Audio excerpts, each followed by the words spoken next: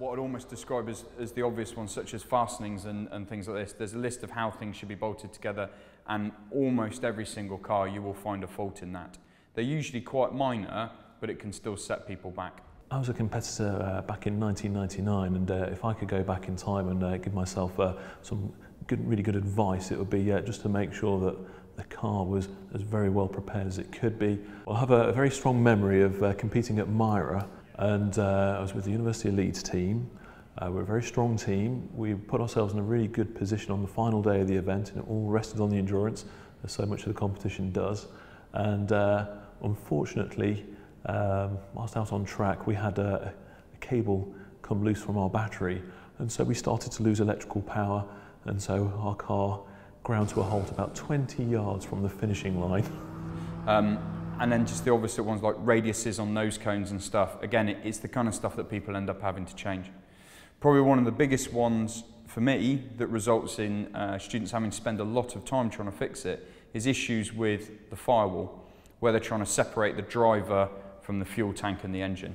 And that's where those usually aren't big fixes. Those are usually the ones that take a lot of time. We saw a lot of electrical cars appearing, which that has grown because of the technology that's currently available, and the students are, you know, some did some amazing designs that, you know, we're looking at as professionals, and having been in that hybrid industry, I'm looking at the motors that have been designed and I'm thinking, wow, you know, that is a really, really impressive result for what are brand new people to the industry. You know, when you get to the pit and you're going to try and run your car, we don't want to see the car scattered in pieces all over the place. And A, that's dangerous, and B, it just means you're probably not going to do very well. You don't see the professional racing teams that have electric power like Formula One or like the Le Mans cars. You don't see them scattered about the pit garage in pieces every 5 minutes.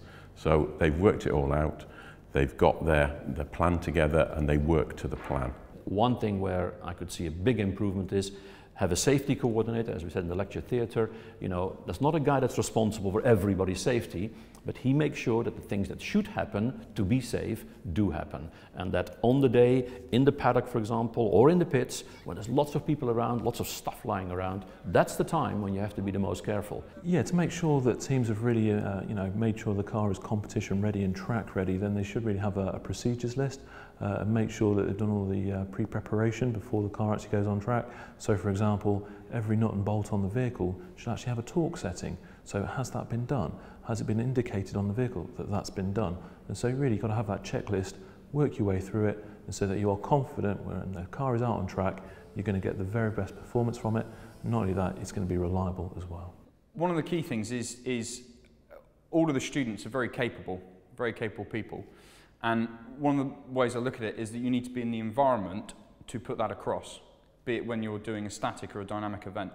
And the event timings are all laid out, and what is needed is all laid out, and they need to understand that. And a lot of people turn up to events with the wrong paperwork, or turn up late, or aren't too sure which way to go when they go onto the track or something like this. If they can look at that beforehand, just spend 10 minutes reading through the paperwork and understand what's going to happen tomorrow when they turn up, they'll arrive in a more relaxed, organised fashion, and then they can get the most out of themselves.